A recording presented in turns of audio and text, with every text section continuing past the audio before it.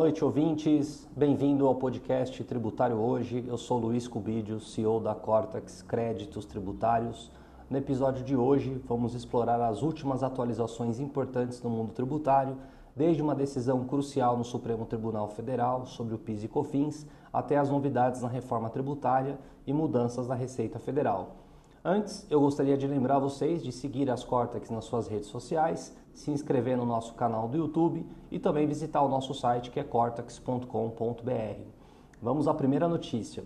Suspensão nacional de processos sobre PIS e COFINS. Recentemente, o ministro Dias Toffoli, do Supremo Tribunal Federal, decidiu suspender nacionalmente todos os processos relacionados à cobrança de PIS e COFINS sobre as receitas financeiras dos bancos. Esta decisão afeta a discussão sobre a base de cálculo dos tributos para instituições financeiras. Em junho de 2023, o STF já havia decidido que essas receitas devem integrar a base de cálculo, mas a decisão final ainda está pendente. Os embargos de declaração estão sendo aguardados para definir se a aplicação da decisão será retroativa ou se terá efeito apenas para frente. Toffoli determinou a suspensão para evitar decisões divergentes em tribunais inferiores, enquanto a questão não é resolvida em definitivo. Segunda notícia, as mudanças na Receita Federal. A Receita Federal anunciou a ampliação do prazo para o envio das informações do Programa Auxiliar de Apuração do Imposto sobre a Renda da Pessoa Física para operações de renda variável, conhecido como REVAR.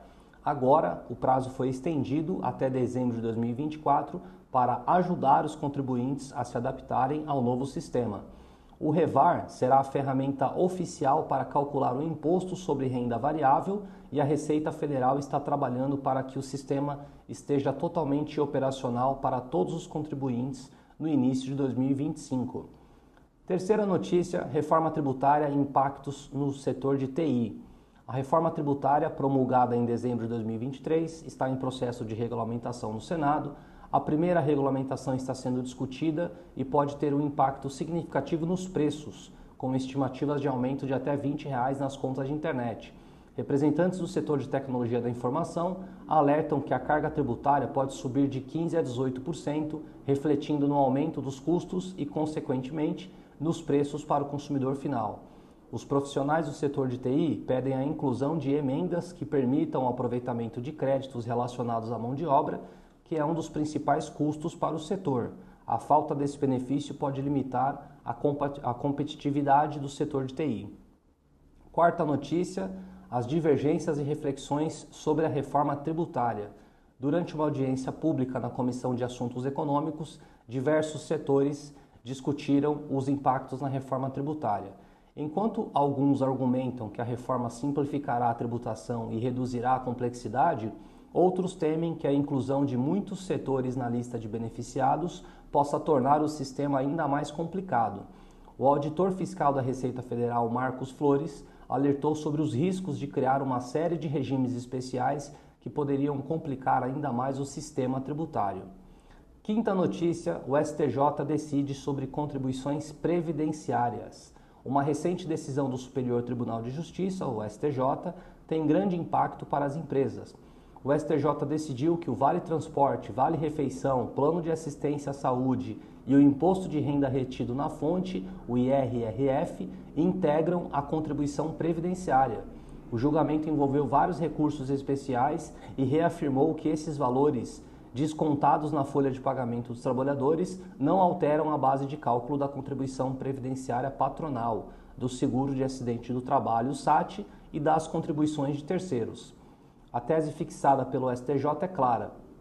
Esses descontos operam como técnica de arrecadação e não modificam o conceito de salário ou salário-contribuição. Assim, não há alteração na base de cálculo das contribuições devidas pela empresa. Sexta notícia, a Gerdau vence no STJ sobre ágio interno. O STJ, sob relatoria do ministro Herman Benjamin, decidiu favoravelmente a Gerdau, negando o recurso à Fazenda Nacional que buscava cobrar 363,2 milhões de IRPJ e CSLL relacionados à amortização de ágio interno. A decisão, que não cria precedente uniforme, confirma a posição do TRF4 e é importante para a Gerdau, que enfrenta outras ações semelhantes que podem totalizar 7,9 bilhões. A PGFN considera que o STJ ainda precisa decidir o mérito da questão. Próxima notícia, a nossa sétima, resumo da portaria sobre o Programa de Transação Integral, o PTI. O Ministério da Fazenda lançou o Programa de Transação Integral, PTI, criado para reduzir o contencioso tributário de alto impacto econômico e facilitar a regularização de passivos. O PTI inclui duas modalidades principais, uma para créditos judicializados com alto potencial de recuperação e outra para contenciosos tributários relevantes e disseminados. Os contribuintes podem propor a transação de múltiplos créditos e a PGFN irá avaliar o potencial de recuperação dos créditos judicializados. O PTI abrange temas jurídicos relevantes listados em um anexo e permite a inclusão de novos temas. As negociações e a execução do programa serão coordenadas pela Secretaria Executiva do Ministério da Fazenda, PGFN e Receita Federal. A portaria também altera regras anteriores sobre procedimentos e requisitos para a transação. Oitava notícia, em setembro o STF examinará questões cruciais, como o reintegra, a Corte discutirá a constitucionalidade das normas sobre a devolução de tributos e exportadores, que impacta diretamente o regime especial de reintegração de valores tributários, o reintegra.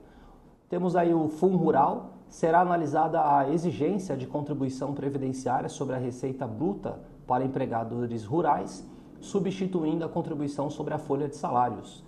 E a multa fiscal, o STF decidirá sobre os limites e aplicação de multas fiscais qualificadas com implicações significativas para a sonegação e fraude fiscal. Nossa próxima notícia, a nona, ITR sobre áreas de mineração. A segunda turma da Câmara Superior do CARF decidiu que áreas destinadas à mineração devem incidir o imposto sobre a propriedade do território rural, o ITR. A decisão foi unânime, apesar do argumento da contribuinte de que essas áreas são inaproveitáveis para as atividades rurais e agrícolas e, portanto, deveriam ser excluídas da base de cálculo do imposto. A Fazenda Nacional sustentou que a exploração mineral é uma atividade econômica distinta da agrícola e, portanto, sujeita à tributação pelo ITR. A decisão confirma que a lei não exclui as áreas destinadas à mineração da incidência do imposto, independentemente de sua utilização para atividades rurais. Assim, a base de cálculo do ITR deve incluir a totalidade da área do imóvel, sem considerar a mineração como fator de isenção. Para concluir, é essencial estar ciente de que o cenário tributário está em constante evolução, com implicações significativas para empresas e contribuintes. As recentes decisões do STF sobre o PIS e COFINS, as mudanças na Receita Federal e as discussões sobre a reforma tributária são apenas alguns exemplos das transformações em andamento. Então, chegamos aqui ao fim do nosso podcast tributário hoje. Não se esqueça de seguir a Cortex nas suas redes sociais e visite o nosso site, que é cortex.com.br. Estamos aqui para ajudar você a se adaptar às mudanças e aproveitar as oportunidades que surgem no mercado tributário. Se inscreva também no nosso canal do YouTube, onde tem conteúdo e informações de qualidade para você ficar atento, o que pode impactar o seu negócio positiva ou de forma negativa para você realizar um planejamento tributário. Boa noite, uma ótima semana para vocês e até amanhã.